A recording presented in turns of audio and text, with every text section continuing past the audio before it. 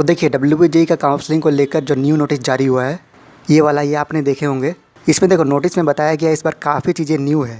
2022 का जो काउंसलिंग हुआ था और इस बार 2023 में जो काउंसलिंग होगा, चॉइस फिलिंग होगा, वो जो राउंड होगा, इसमें काफ़ी चीज़ें न्यू है जो आपको जानना बहुत इंपॉर्टेंट है। इनमें से एक है मॉक सीट अलॉटमेंट। ये जो है आपका ये न्यू है, ये पहले WBJ बोर्ड में नहीं था, इस साल इंट्रोड्यूस हुआ है। इससे पहले आपको जोसा और अदर काउंसलिंग में देखने को मिलता था, लेकिन WBJ में देखने को मिल रहा है। ये जो मॉक सीट अलॉटमेंट है आप लोगों के लिए बहुत ज़्यादा हेल्पफुल है। तो ये क्या है और कैसे हेल्पफुल है, इसके अलावा कुछ और भी इंपॉर्टेंट चीज़ें हैं जो बिल्कुल न्यू है, उसके बारे में भी बात करने वाले हैं। तो देखिए वीडियो में आगे बढ़ने से पहले आप लोगों से रिक्वेस्ट है कि अगर आप लोग चैनल पर नए आए हो या अभी तक चैनल को सब्सक्राइब नहीं किया तो सब्सक्राइब करके बेल आइकन को ऑन कर लो, ताकि जो भी इंपॉर्टेंट वीडियो आए या फिर नोटिफिकेशन आए WBJ बोर्ड का, आप लोग को टाइम टू टाइम मिलते रहे। वो देखो अभी आपका काउंसलिंग का नोटिस आया है, लेकिन काउंसलिंग रजिस्ट्रेशन डेट नहीं आया है। थोड़ा दिन आप लोग और वेट करो, आ जाएगा।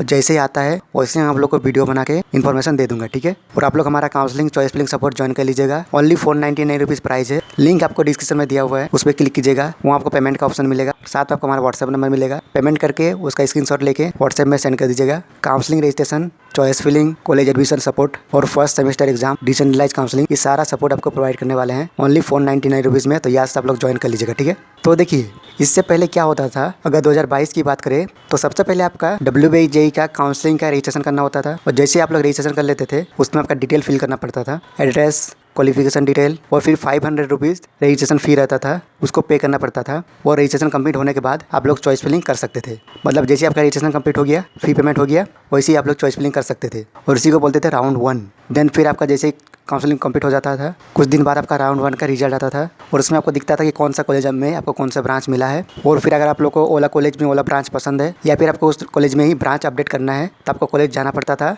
डॉक्यूमेंट्स सब लेकर। डॉक्यूमेंट्स में रहता था आपका क्लास 10 का एडमिट कार्ड रिजल्ट, क्लास 12 का एडमिट कार्ड रिजल्ट, और अगर क्लास 10 का एडमिट कार्ड या रिजल्ट नहीं है तो उसके लिए आप लोग बर्थ सर्टिफिकेट यूज़ कर सकते थे। और उसके साथ जो आपका कॉलेज अलॉट हुआ, जो ब्रांच, उसका अलॉटमेंट लेटर, इसको लेके जो भी कॉलेज आपको अलॉट हुआ है वहाँ आपको जाना होता था। वहाँ जाकर आप लोग को मतलब ब्रांच पसंद है, कॉलेज पसंद है तो एडमिशन ले सकते थे।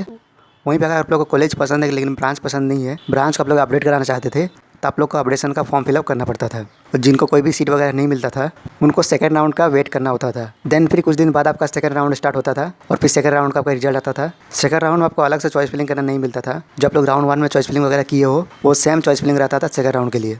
देन सिमिलरली ऐसे ही होता था, सेकंड राउंड में भी आपको कॉलेज अलॉट होता था। और अगर आपको कॉलेज पसंद है, ब्रांच पसंद है, तो जाकर एडमिशन ले सकते थे। और कॉलेज पसंद है लेकिन ब्रांच पसंद नहीं है तो अपडेशन का फॉर्म फिलअप करना पड़ता था। वहीं पे राउंड 1 में जो आप लोग कॉलेज को फी पे करते थे, अगर एडमिशन नहीं लेते, सीट छोड़ देते, तो पैसा आपका रिफंड हो जाता था। और राउंड 2 कंप्लीट होने के बाद आपका स्टार्ट होता था मॉपअप राउंड। ये मॉपअप राउंड बिल्कुल फ्रेश होता था। इसमें आप लोग फिर से फ्रेश एकदम चॉइस फिलिंग कर सकते थे। राउंड 1 में, राउंड 2 में नहीं कर सकते थे। मतलब राउंड 1 में करते थे, देन फिर राउंड 2 में आपको नहीं करने का मौका मिलता था चॉइस फिलिंग, लेकिन मॉपअप राउंड में आपको चॉइस फिलिंग करने का मौका मिलता था, फ्रेश चॉइस फिलिंग। और जो राउंड 1, राउंड 2, राउंड 3 होता था, जिसको हम लोग बोलते थे फेज 1 काउंसलिंग।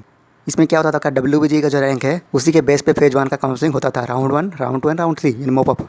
इसके साथ एक और काउंसलिंग चलता था फेज 2। उसमें क्या होता था, JEE मेंस का जो रैंक है आपका, उसके बेस पे आपका काउंसलिंग होता था सिर्फ प्राइवेट कॉलेज में। और देन फिर मॉपअप राउंड कंप्लीट होने के बाद, रिजल्ट आने के बाद आपका स्टार्ट होता था डिसेंट्रलाइज काउंसलिंग। और जो डिसेंट्रलाइज काउंसलिंग होता था ये आपका WBJ बोर्ड नहीं कंडक्ट करवाता था। जैसे राउंड 1, राउंड 2, मॉपअप, ये आपको WBJ के ऑफिशियल बोर्ड पे मिलता था, मतलब ऑफिशियल वेबसाइट पे आपको मिलता था काउंसलिंग का, ठीक है। लेकिन जो डिसेंट्रलाइज काउंसलिंग होता था ये आपका WBJ बोर्ड कंडक्ट नहीं करवाता था। इसके लिए आपको जो कॉलेज है उनका वेबसाइट पर जाके डिसेंट्रलाइज काउंसलिंग करना पड़ता था। कुछ कॉलेज ऑफलाइन करवाता था जबकि कुछ कॉलेज ऑनलाइन।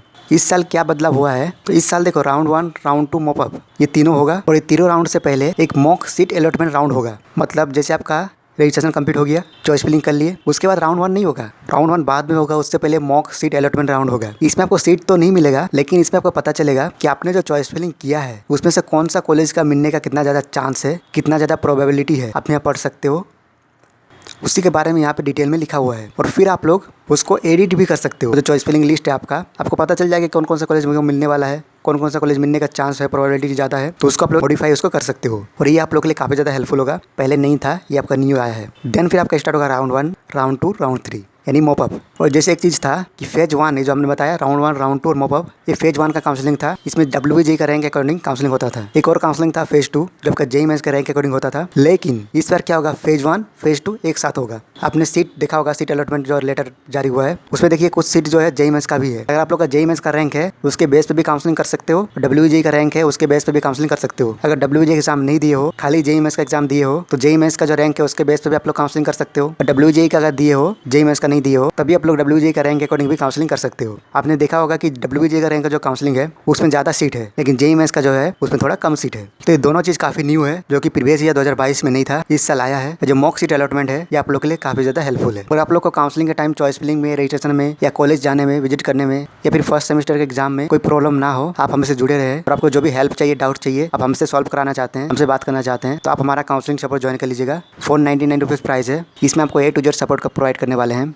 तो ये आप लोग के लिए आज नहीं तो कल काफ़ी ज़्यादा हेल्पफुल होगा। तो इसको आप लोग याद से ज्वाइन कर लीजिएगा और साथ में आप लोग चैनल को सब्सक्राइब करके बेल आइकन को ऑन कर लीजिएगा, क्योंकि कुछ और इंपॉर्टेंट चीज़ें हैं जो आपको जानना चाहिए। उसके ऊपर भी हम लोग जल्द वीडियो लेके आने वाले हैं। और जो आपका PDF है, ये पूरा PDF के ऊपर भी एक वीडियो आने वाला है जिसमें हम लोग डिटेल में बात करेंगे इसमें क्या क्या लिखा है, क्या क्या इंपॉर्टेंट है। हालांकि अभी जो इंपॉर्टेंट था 2-3 मैंने आप लोग को बताया, इसके अलावा PDF में क्या क्या लिखा है सब बताएंगे। इसके ऊपर जल्द वीडियो लेके आने वाले हैं, ठीक है। चैनल को सब्सक्राइब करके बेल आइकन को ऑन कर लीजिएगा। कुछ और डाउट है तो आप कमेंट कर सकते हो और आपको डिस्क्रिप्शन में हमारा व्हाट्सएप ग्रुप और टेलीग्राम ग्रुप का लिंक मिलेगा, दोनों जगह आप लोग ज्वाइन हो जाइएगा, ठीक है।